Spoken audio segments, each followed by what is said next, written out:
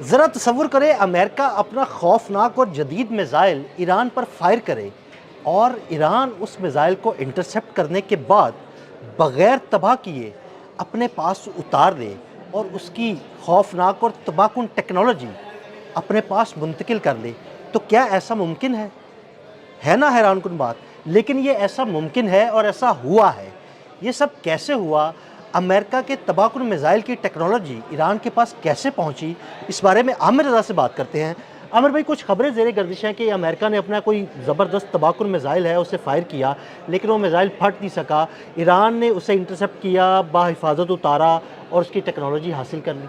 अच्छा, पहली बात तो यह है कि मुझे इख्तलाफ आपसे इस बात पे है कि ईरान ने अपने पास टेक्नोलॉजी मुंतकिल कर ली।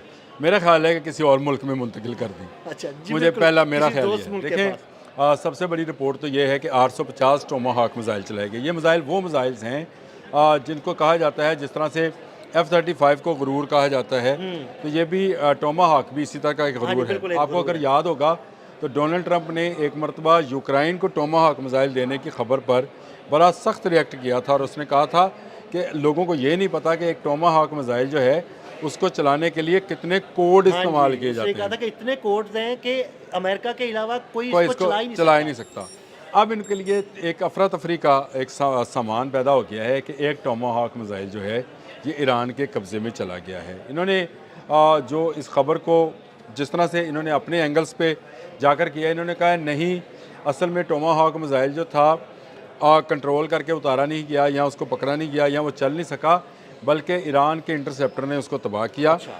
अच्छा, तबाह किया और उसके बाद मिज़ाइल का मलबा जो है ये ईरान ने हासिल कर लिया और हमें शक है कि उसके अंदर जो टोमाहॉक की टेक्नोलॉजी, जो उसकी बॉडी और उसका स्ट्रक्चर, जो उसका स्टील स्ट्रक्चर है, वो उसमें बारूद की वो जो मुख्तलिफ लेयर्स हैं उनको किस तरह से लेयर्स, किया उसकी जाता है, तादाद, मिकदार फिर कितनी उसका है? उसका सेंसर्स और उसके रडार्स, कम्युनिकेशंस, ये सारी चीज़ें जो हैं ईरान के। पहली बात तो ये है, अगर किसी मिज़ाइल को इंटरसेप्ट किया जाए, जैसे सारे मिज़ाइल्स हम भी देखते हैं हाँ जी। फ़ज़ा में इंटरसेप्ट किए जाते हैं, तो वो रेज़ा रेज़ा हो जाते हैं। ये बिल्कुल आप ये समझे जैसे गैसी शीशा है, उसको अगर तोड़ा जाए तो छोटे छोटे टुकड़ों में बिल्कुल, तकसीम हो जाता टुकड़ों है में तक़सीम हो जाता और ज़्यादातर टुकड़े जो हैं वो अपने ही बारूद में जल जाते हैं। है। बिल्कुल ऐसे ही है। अगर ईरान ने ये पूरे का पूरा टोमाहॉक मिज़ाइल नहीं पकड़ा, सिर्फ मलबा है, तो अमेरिका को तशवीश किस चीज़ की है?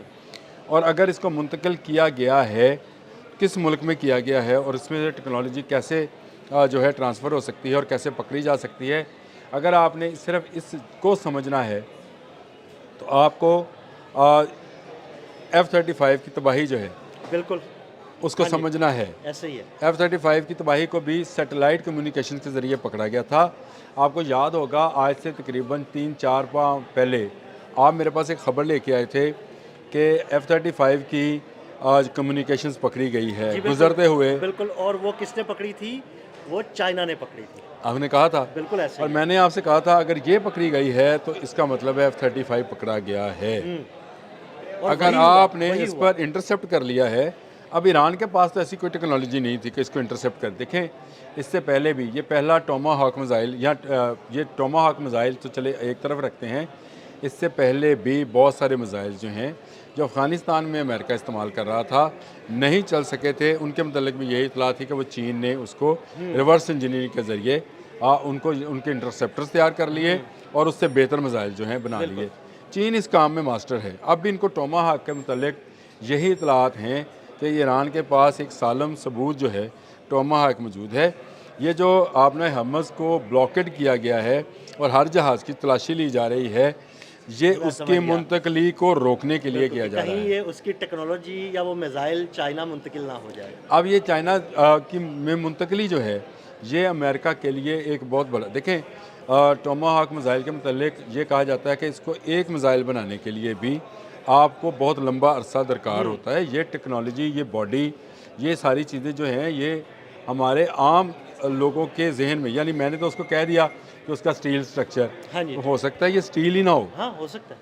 कोई और धातु हो सकती है। ये कुछ भी हो। देखें, ये एक ऐसी चीज़ हो सकती है जो कि वज़न में बहुत हल्की हो, लोहे से ज़्यादा मजबूत बिल्कुल, हो सकती है कि नहीं हो बिल्कुल ऐसे सकती। ही। ये किसी ऐसे फाइबर ग्लास से तैयार किया गया हो जो रडार क्रॉस सेक्शंस को जो है वो एक्टिवेट ना करता हो।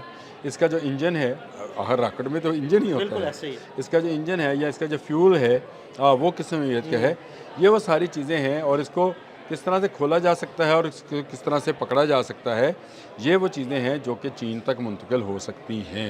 ये मेरा ख़दशा भी हो सकता है, गुमान भी हो सकता है, लेकिन मुझे इस वक्त लगता है कि जो ये बार बार इंटरनेशनल मीडिया पर स्टोरीज़ आ रही हैं मिसाइल्स को लेकर, अमेरिका के कम होते मिसाइल्स को लेकर, इंटरसेप्टर्स को कम होते हुए तादाद को लेकर, और चीन का मुकाबला ना करने, इसमें ये टोमाहाक भी शामिल है। बहुत जदीद मिसाइल है, इसको पकड़ना इंतहाई मुश्किल है।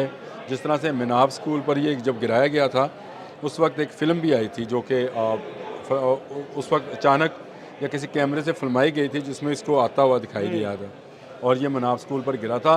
तो ये एक जदीद मिसाइल का अगर रेप्लिका तैयार कर लिया गया या इसका इंटरसेप्टर तैयार कर लिया गया, तो ये अमेरिका की बहुत बहुत बहुत बड़ी शिकस्त होगी। देखें, F-35 उसका पकड़ा गया है, अब F-35 से आगे कोई 6th जनरेशन का जहाज़ ही आएगा तो ये अमेरिका के लिए होगा।